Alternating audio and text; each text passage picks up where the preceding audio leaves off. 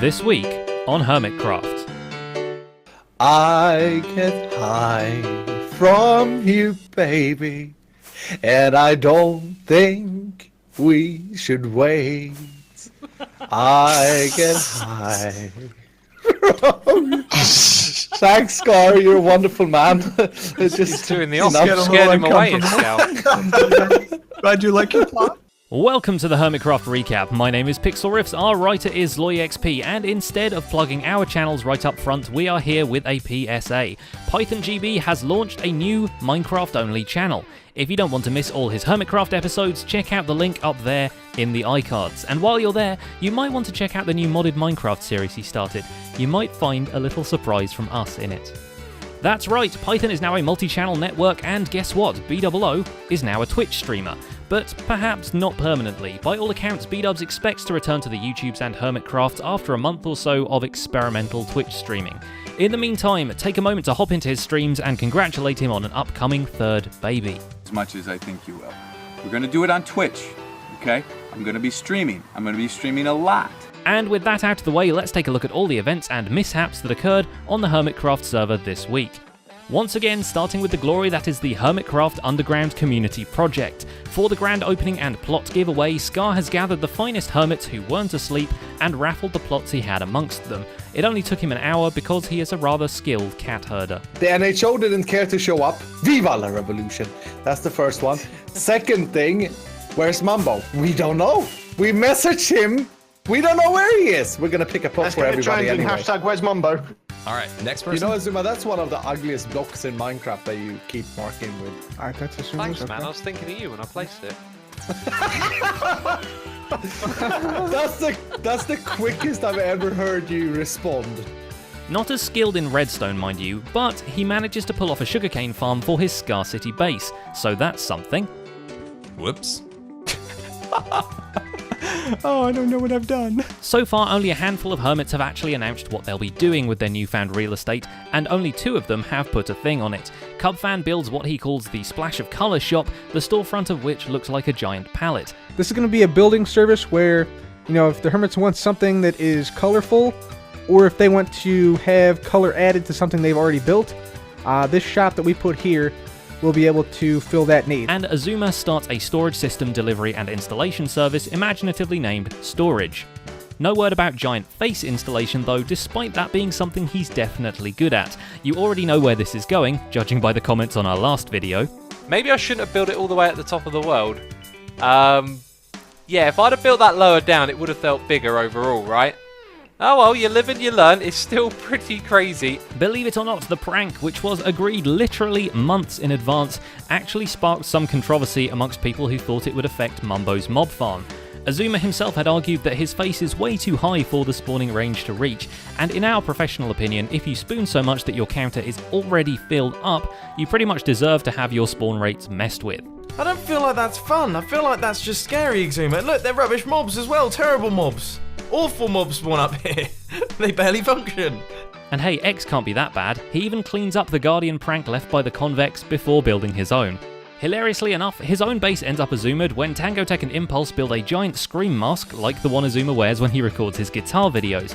It turns out the prank is coming from inside the house. It is pretty fitting since lately Azuma has become a serial beheader and now has an actual room that showcases his glorious collection.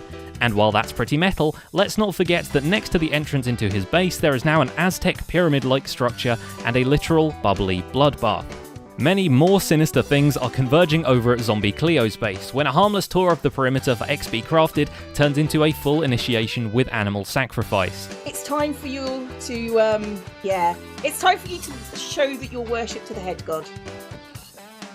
Wow, you didn't even blink. That's old, man.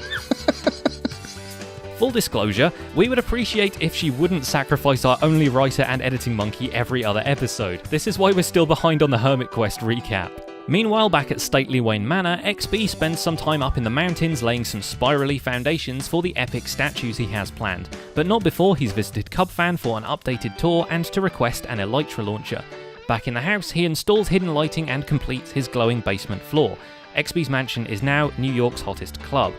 which probably means Rendog's been there. We know this because Rendog had an almost hour-long video telling the fans all about his trip to the USA with Mama Rendog and his brother. He even brought slides and pictures to show the class. Plus, that's 50 more minutes he spent working on Fred, the Kingdom minigame, so it's a win-win situation. It turns out that my Mama Dog's phone was tracking the amount of, or the distance that we were walking every day, and by the end of our holiday, guys, it turns out that we had walked 50 kilometers. 50 kilometers in about 10 days? Yeah, about 10 days or so. So we were doing it on average about 5 kilometers a day. More minigames are coming to the server over at the Gaming District, which is a bit too logical for this server. Game Master Zedaf comes down from Olympus to bring you Is That Sheep Looking At Me? The game show. It even has its own jingle made by Duke MC, the slightly insane inventor. This new Spore of Madness will have 2 players competing against each other in a deathly game of guessing if the sheep is staring at their back, which requires a surprising amount of redstone and supervision. Frankly, we're more excited about Zed introducing the server to the concept of reality TV. I'm expecting a big turnout for this event, probably a few hundred people. Not sure how many of these there are actually. Less than 100, there's gotta be. I didn't make that many, but... Although Tango Tech's new minigame is about to remind everyone that reality does in fact bite. So grind your teeth into that chorus fruit and pray it takes you to a place your neighbour didn't spill some lava on. Because that's exactly how his newest minigame, Chorus Chaos, works. Let's hippity-hoppity up there, alright? The person on the floor above them will basically just be like, I see you're down there. How unfortunate for you. Boink. And then the lava is gonna bloop out and start flowing down. Yes, the rules are confusing and the points don't matter, but it has happy fun stuff in it, so shenanigans are guaranteed. Joe Hills, on the other hand, is only now discovering the exciting taste of chorus fruit, and it turns out it tastes like adventure. A painfully familiar taste for Joe, who was once again dropped in the middle of the Nether by a rogue glitch this week and has to struggle his way home. But I think thousands of blocks away from where I'm supposed to be. Dang it, server always crashing and sending me places I don't. He returns just in time to get a call from Cubfan, who wants him to update the map of Castle Ravenloft, so hooray! Even more walking. Oh, and Cubfan. There's also Cubfan.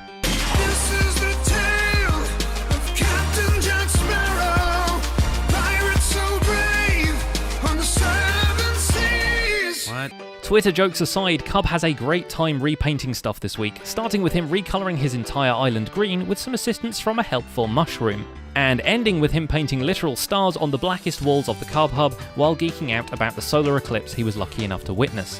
Sadly, by doing so, he blew his chance to attack the Fire Nation while they were at their most vulnerable. The black void of space seemingly became a common theme for Nether Hubs, as that's all we can see over at Iskald's Community Nether Hub too. You are saying like, but dude, we are watching your videos, can you not do another style? No man, I play this game mostly because I love it and I want to try and create something that I haven't done before. I'm sorry, I care more about myself than you guys. Just kidding. The Swede makes it up for the community by taking one of the fan-suggested ideas over on Reddit and implementing it at his Plastic Fantastic base. There's officially a plastic beach up on Melancholy Hill, guys, and an entire plastic forest. I guess the Lorax taught us nothing. We also finally get the footage of him pranking B-Dubs' tree base and Doc M's skull with the Revolution flags, confirming that not even on Twitch can you hide from La Resistance. Doc M takes it well, returning from the hell of demonetized videos to clean up the prank and protest YouTube's terrible policies. We do, however, find it funny that, just like the Sith, there always seem to be 2 NHO members. This is getting out of hand. Now there are 2 of them. Darth Beef seems to have caught castle fever from whatever Joe and Wells have been eating, because he plants a castle on top of the nearest hill and builds some cannons to defend it before it's even a fully operational battle station. All right, it's gonna kind of be like a castle. I hate saying castle because then people are like, "Oh my God, you never finished your castle build in season 3 or whatever the heck it was." No, I didn't. It got too big for me. That was too massive of a project. I was really close to finishing though. So. Over at his establishment, Wells decides to put his upgrade points into the Faith category, planning out parts of the cathedral's interiors despite the exterior still being just a framework. So there's our pillars on this side, and then I think over here we probably don't need more than just like 2. Stress Monster, having received her voucher for a community area plot, starts with her own version of an underground overgrown cave under the giant tree stump she has at her base. It's neat to see the place before all the Allium Alliance merchandise has moved in. I dug all this out and we found ourselves a little bone structure, which I thought was really cool. Never seen one before. The other petal of the bunch, False Symmetry, has been practicing her moves in the End Dimension, respawning dragon after dragon only to try and get the Etho advancement for killing the space lizard without touching the ground.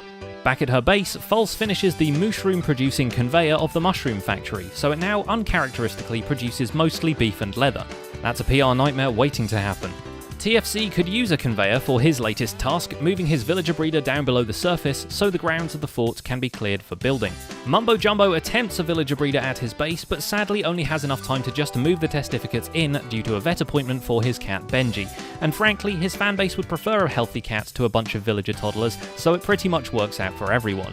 But before all that, we get to see Mumbo run around in the bat head cursive binded to his face for like 3 episodes until he finally dies and loses all his stuff midway into an AFK session. How could I possibly have died? Did I get blown off by the wind?